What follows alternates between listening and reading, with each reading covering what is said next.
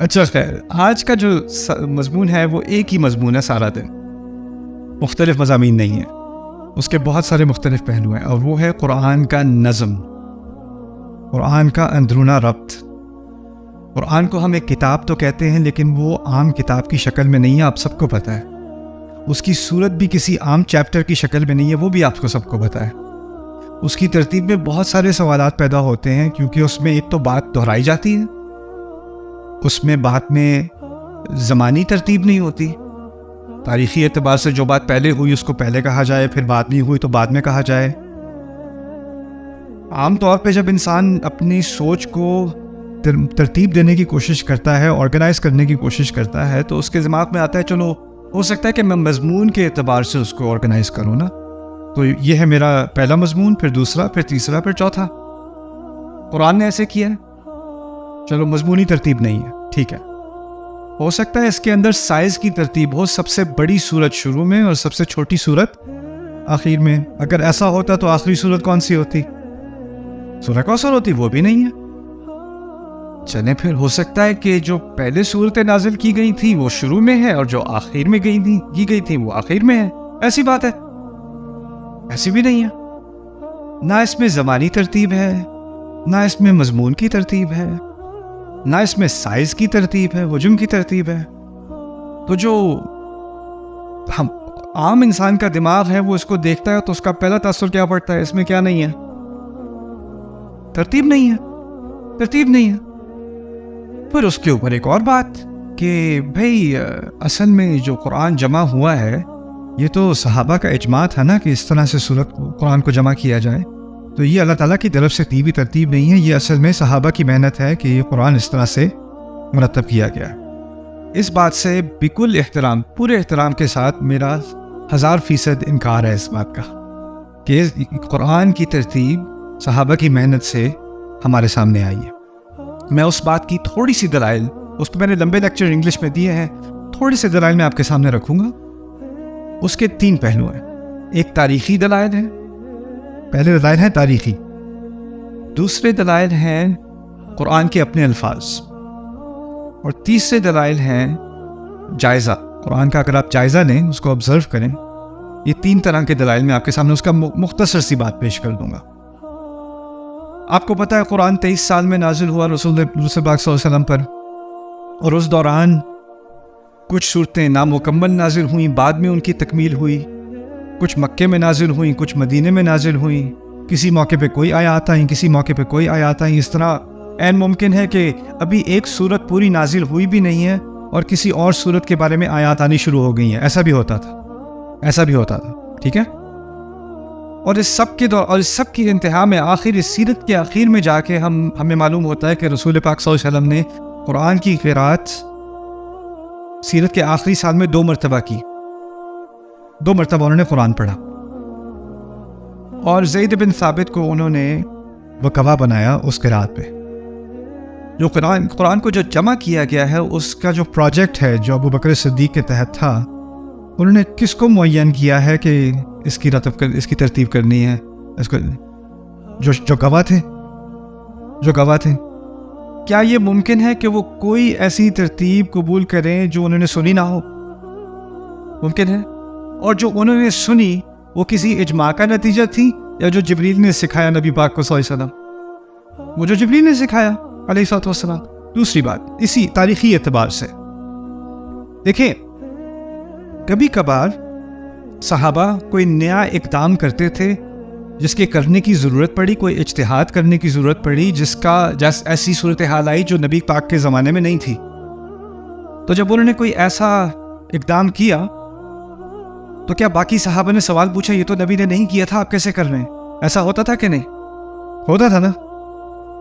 دین کے معاملے میں کوئی بھی بات صحابی کرتے ہیں جو نبی سے نہیں آ رہی صلی اللہ علیہ وسلم، تو وہ ہمیشہ اس کا جواز پیش کرتے ہیں، یا کم از کم اس پر بحث ہوتی ہے، اس پر استدلال دینے کی ضرورت ہوتی ہے، کیونکہ اگر وہ آپ نئی چیز کر رہے ہیں جو رسول صلی اللہ علیہ وسلم سے ثابت نہیں ہو رہی، تو پھر آپ کو اس کے دلائل دینے پڑیں گے۔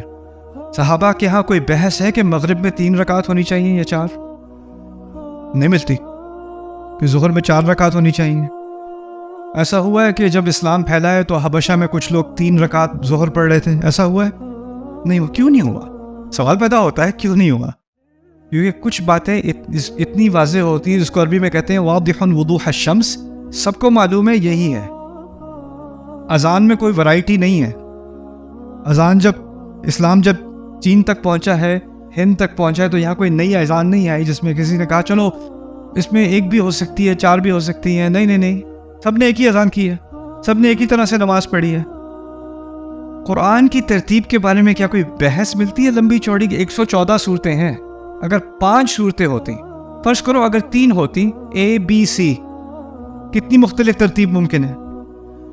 ABC ہو سکتی ہے، ACB ہو سکتی ہے، BCA ہو سکتی ہے، ACB ہو سکتی ہے. اوہو، کتنی صورتیں ہیں؟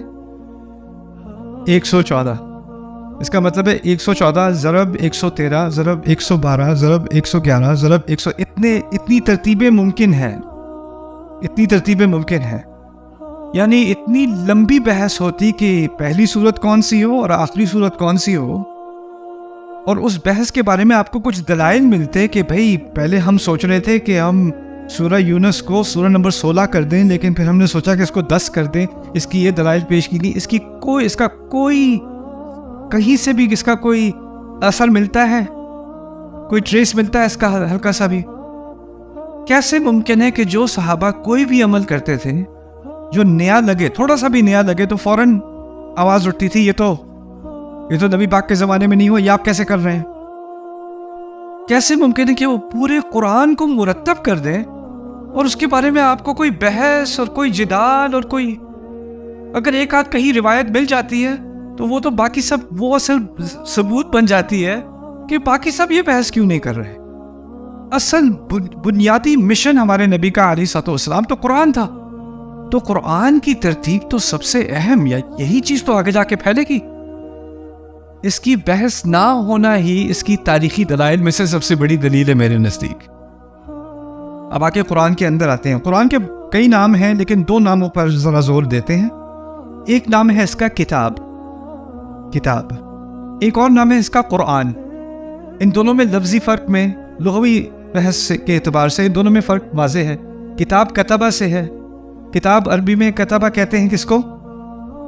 لکھنے کو ہی نہیں.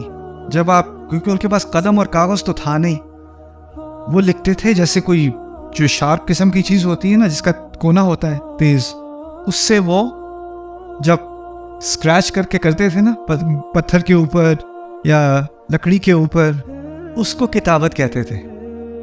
آپ کو پتہ ہے فارسی خط میں کرو زیادہ ہیں، گول گول ہے فارسی خط، اور جو تاریخی عربی خط ہے اس میں اینگل ہے. جیسے ہم با ایسے گول لکھتے ہیں نا، ان کے ہاں با شروع سے کیسے تھا؟ ایسے لائن. کیوں؟ کیونکہ جب آپ کاٹ کے لکھ رہے ہو نا تو آپ ایسے نہیں کر سکتے. آپ کو یہاں سے اینگل بنانا ہے، پھر یہاں سے بنانا ہے، پھر یہاں سے بنانا ہے. سمجھ رہے بات؟ تو ان کے ہاں سیدھی لائنیں زیادہ تھیں خط میں، کیونکہ ان کی سوسائٹی میں لکھنا اتنا آسان نہیں تھا. خیر، کتبہ کے مراد ہے جس کو اسکریچ کرنے کو کیا کہتے ہیں؟ I don't know the word in Urdu. کھرچنا. اچھا، تو قرآن نے اپنے آپ کو کتاب کے لفظ سے تعبیر کیا ہے. اب اگر آپ کوئی چیز کھرچ گئی ہو، درخت پہ کسی نے لکھ دیا I love S means سورۃ البقرہ. ایک دفعہ لکھ دیا تو اس کی ترتیب بدل سکتی ہے؟ نہیں. بہت زیادہ غصہ آ جائے تو ایس کو 8 بنا سکتے ہیں، I love 8، لیکن اس کو آپ، اس کی ترتیب آپ نہیں بدل سکتے، وہ سیٹ ہے. جب اللہ تعالیٰ نے کتاب کا لفظ استعمال کیا نا، تو وہ جو اللہ تعالیٰ نے لوح محفوظ میں لکھی ہوئی وہی ہے جو اس قرآن کی اصل ہے، اس کی طرف اشارہ کیا، کیونکہ وہ تو لکھی ہوئی ہے. قرآن رسول کو جو دیا گیا ہے وہ لکھی ہوئی چیز نہیں دی گئی، ان کو تو کلام دیا گیا ہے نا. لیکن جب کتاب کا نام اسے دیا تو کس کی طرف اشارہ ہے؟ آسمانی نسخے کی طرف اشارہ ہے. اچھا، آسمانی نسخہ جو ہے اس میں ادھر ادھر ترتیب ہوگی کہ ایک ہی ترتیب ہے؟ ایک ہی ترتیب ہے، ایک ہی. اگر میں چنوں کہ میں پہلے بقرہ پڑھ لوں بعد میں فاتحہ پڑھوں تو وہ تو میرا کلام ہے، لیکن جو لکھا ہوا ہے اس کی خاص ترتیب ہے، اس میں ادھر ادھر نہیں ہوتی. اچھا ٹھیک ہے،